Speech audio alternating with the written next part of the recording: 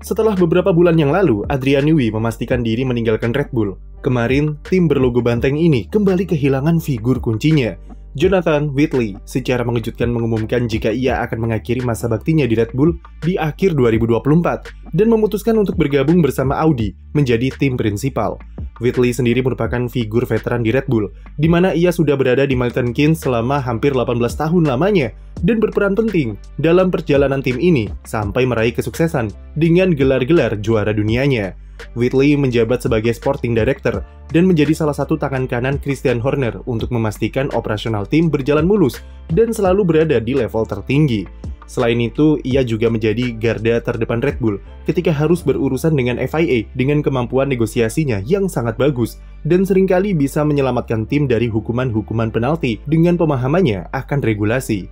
Paling terkenal tentu ketika intervensi radionya berhasil membujuk Michael Masi untuk restart balapan satu lap sebelum finish di GP Abu Dhabi 2021 yang sukses mengantarkan Max Verstappen meraih gelar dunia pertamanya. Kepindahan Whitley ini harus diakui cukup mengejutkan dan lagi-lagi membuat Red Bull berada di posisi yang kurang ideal di musim 2024. Di dalam trek, mereka sudah diterpa banyak masalah dengan performa RB20 yang mulai terkejar dan diungguli oleh tim-tim rivalnya. Sementara di internal, Red Bull sudah ditinggal oleh dua figur seniornya dan sejak awal musim sudah diguncang dengan berbagai isu semenjak skandal Christian Horner merebak. Keluarnya Whitley meski cukup mengagetkan, tapi sebenarnya sudah bisa tercium sejak lama. Ia diketahui sudah lama ingin menjadi seorang tim prinsipal atau bos tim, mengingat posisinya di Red Bull sudah memberikannya pengalaman yang lebih dari cukup untuk memimpin sebuah tim F1. Ketika skandal Christian Horner sedang heboh-hebohnya awal musim ini, nama Jonathan Whitley ada di urutan teratas untuk menggantikan Horner sebagai tim prinsipal, andaikan dia dicopot karena kasusnya.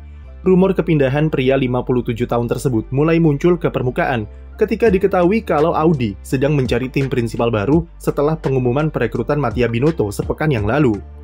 Nama bos Aston Martin, Mike Rack, sempat jadi kandidat terkuat untuk dipilih, tetapi Binotto dikabarkan menginginkan Whitley untuk mendampinginya dalam proyek Audi, apalagi mengingat kontraknya di Red Bull habis akhir musim ini.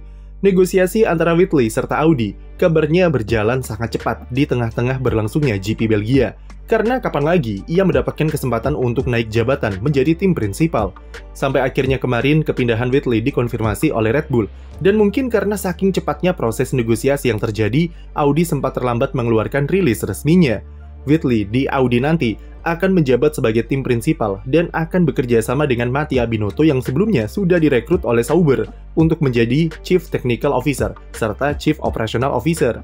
Red Bull akan melepas figur seniornya itu akhir musim ini dan jalani periode gardening leave selama setengah tahun sebelum resmi bekerja di Audi pada pertengahan musim 2025 dan menjabat sebagai tim prinsipal secara 100% pada 2026 nanti. Bagi Audi, tentu ini adalah sebuah pencapaian yang luar biasa karena bisa merekrut dua figur penting di F1 dalam waktu satu pekan saja. Bukan rahasia lagi jika Mattia Binotto butuh partner untuk mengurus hal-hal non-teknis di F1, mengingat salah satu faktor kegagalannya di Ferrari adalah ia tidak begitu pintar dalam memanajemen organisasi tim. Kehadiran Whitley bisa menutupi kelemahan Binotto tersebut, dan setidaknya keduanya bisa saling melengkapi dalam proyek Audi di 2026 nanti, di mana Binotto akan fokus ke hal-hal teknis serta sinkronisasi antara pengembangan sasis di Swiss dan mesin di Jerman. Sementara Whitley akan mengurus hal-hal seperti keputusan strategis dan manajemen dari aspek sporting, serta operasional. Pengalamannya selama 18 tahun menjadi saksi kesuksesan Red Bull dari nol diharapkan bisa membantu Audi dalam pembentukan fondasi awal timnya pada 2026 nanti yang akan menentukan seperti apa masa depan mereka di F1. Whitley tahu resep apa yang dibutuhkan Audi untuk sukses dan setidaknya orientasi yang akan diterapkan nanti adalah jangka panjang mengingat keberhasilan di F1 tak bisa diraih dengan instan. Keberhasilan Audi merekrut keduanya adalah pernyataan tegas akan komitmen pabrikan raksasa Jerman tersebut terhadap proyek F1 mereka yang dipertanyakan akhir-akhir ini setelah terungkapnya konflik internal yang mereka alami. Dipecatnya Andreas Seidel dari CEO Sauber dan Oliver Hoffmann dari direksi adalah dampak dari konflik tersebut, di mana Audi sudah melakukan hal yang tepat untuk meminimalisir gangguan-gangguan politis yang tak perlu, mengingat mereka saja belum balapan secara resmi di F1. Jonathan Whitley sendiri merupakan orang yang diinginkan langsung oleh Mattia Binotto untuk bekerja sama, dan keduanya sudah saling kenal di F1, yang setidaknya bisa mencegah konflik power terulang lagi. Kombinasi keduanya diklaim oleh Audi akan meningkatkan kompetensi mereka secara signifikan dan membantu tim untuk mendapatkan pihakan dengan cepat di dunia F1 yang super kompetitif. Sebaliknya bagi Red Bull, kepindahan Jonathan Whitley tentu dipandang sebagai sesuatu yang kurang ideal jika melihat kondisi tim belakangan ini. Sebenarnya hal yang cukup lumrah jika melihat kesuksesan Red Bull dalam 3 tahun terakhir, maka tim-tim lain pasti akan mengincar sosok-sosok penting di dalamnya untuk direkrut. Apalagi Whitley sudah lama ingin naik jabatan sebagai tim prinsipal, dan mungkin inilah alasan ia sengaja mengulur waktu untuk tidak memperpanjang kontrak sampai mendapat tawaran dari tim lain. Dalam statement resmi Red Bull, jelas dikatakan kalau alasan utama kepindahannya adalah untuk mencari tantangan baru bersama proyek Audi di F1. Namun tentu kita tak bisa melupakan fakta jika internal di tim ini memang sudah tidak baik-baik saja sejak kasus Christian Horner merebak.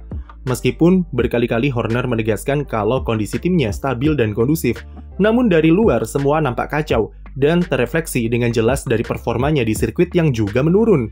Horner yang tetap ngotot mempertahankan posisinya sebagai tim prinsipal di tengah kasusnya yang janggal dan banyak yang ditutup-tutupi, disinyalir membuat banyak orang di Red Bull merasa tidak nyaman. Terutama semenjak statement kontroversialnya pada GP Arab Saudi, di mana ia tidak akan menahan orang-orang yang ingin keluar dari Red Bull. Seakan-akan memang sudah memberi sinyal kuat kalau ia siap dengan konsekuensi dari konflik yang ditimbulkan. Selain itu, Horner juga ingin melakukan regenerasi di tim yang jadi alasan terkuat kenapa Newey memutuskan meninggalkan Red Bull dan jadi alasan juga di kasus Whitley. Regenerasi ini sebenarnya oke-oke saja dan tentu sangat bagus demi kepentingan jangka panjang Red Bull karena mereka tak bisa selamanya bergantung ke sosok-sosok veteran. Hanya saja, di tengah kondisi huru-hara seperti sekarang, semua nampak kacau jika dilihat dari luar, dan banyak pihak akan memanfaatkan situasi Red Bull yang tidak stabil di persaingan F1 musim ini. Mungkin terlalu awal jika menyimpulkan Red Bull mulai alami keruntuhan, tapi jelas kalau tanda-tandanya mulai terlihat, dan setelah ini semuanya bakal bergantung ke keputusan Christian Horner terkait struktur tim yang baru seperti apa. Ia mengklaim kalau Red Bull mempunyai struktur yang cukup dalam, dan itu memungkinkan Jonathan Whitley untuk pindah tim, serta memudahkan mereka dalam mencari penggantinya yang akan diumumkan dalam waktu dekat. Tapi pertanyaannya adalah bukan soal siapakah sosok yang akan menggantikan, tapi apa dampak dari keluarnya Whitley dari Red Bull, setidaknya dalam jangka pendek. Max Verstappen sejak awal sudah menegaskan kalau figur-figur senior harus dipertahankan untuk bisa meyakinkannya jika Red Bull tetap kompetitif di masa mendatang. Dan dengan keluarnya Jonathan Whitley serta Adrian Newey musim ini tentu berlawanan dengan keinginan Verstappen. Whitley sendiri merupakan sosok yang sudah sangat dekat dengan kubu Verstappen, terutama sejak ia bekerja di tim Benetton dulu sebagai mekanik dari Jos Verstappen. Ia sudah mengenal Max sejak masih kecil, dan dia jugalah yang meyakinkannya untuk bergabung ke Red Bull bersama Helmut Marko. Jadi setidaknya sudah ada gambaran jika kedekatan Whitley dengan kubu Verstappen akan membawa dampak terhadap pertimbangan sang juara dunia F1 3 kali itu terhadap masa depannya di Red Bull. Apalagi jika kita ingat perkataan Jos Verstappen 4 bulan yang lalu, yaitu Red Bull berada dalam bahaya selama Horner masih mempertahankan jabatannya di tim. Perkataannya terbukti jika Red Bull perlahan mulai ditinggal oleh orang-orang penting di internalnya selagi Horner masih menjabat sebagai tim prinsipal. Kondisi seperti ini tentu semakin menguatkan potensi bagi Max Verstappen untuk hengkang dari Red Bull dan menerima tawaran dari Mercedes. Toto Wolff mungkin sedang tersenyum tipis di luar sana, apalagi kondisi Mercedes yang naik daun dengan koleksi 3 kemenangan di 2024 dan nampak meyakinkan dari segi performa serta operasional. Kontrak Verstappen sendiri masih berlaku sampai 2028 dan terdapat klausul jika Helmut Marko keluar, maka Max juga bisa ikut out dari tim. Bulan lalu, Red Bull juga memperpanjang kontrak Helmut, setidaknya sampai 2027 mendatang, dan menutup pintu bagi Verstappen untuk pindah. Tetapi jika kontraknya ditebus, dan sang pembalap sudah tidak betah di tim, maka Verstappen bisa mengakhiri kontrak di Red Bull lebih awal, tanpa melibatkan klausul Helmut Marko, mengingat Christian Horner tidak akan menghalanginya untuk pergi. Celah inilah yang akan diincar Mercedes untuk bisa membajak Verstappen ke timnya.